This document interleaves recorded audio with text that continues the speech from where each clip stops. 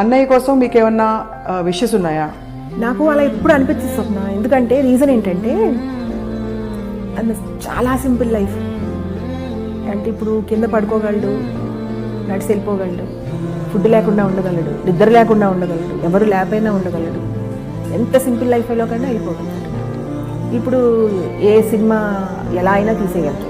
నాకు ఇలాగే సినిమా ఉండాలి, ఇలాంటి లైఫ్ ఉండాలి, నాకు వెనకాల సెక్యూరిటీ ఉండాలి, నేను ఇలాంటి బెడ్ ఉండాలి, ఇలాంటి ఫుడ్ ఉండాలి, ఏ కోరిక ఉండదు. చాలా ఇప్పుడు బయటకు వచ్చి కారు రెడీగా లేదనుకో, ఆటో ఎక్కేస్తాడు, ఆటోలో ఎక్కి నడిచి వెళ్ళిపోతాడు. అసలు ఏం ఉండదు యోగిలాగా. అనుకుంటున్నాను. కానీ యోగిలకి ఋషులకి కోపాలు ఉంటాయి, కోపం వస్తుంది వాళ్ళకి అనుకున్న పని అవ్వకపోతే. దానికి కోపం కూడా రాదు. ఓహో ఇది అవ్వలేదా, సరే అప్పుడు నెక్స్ట్ ఇంకో పని చేయవచ్చు.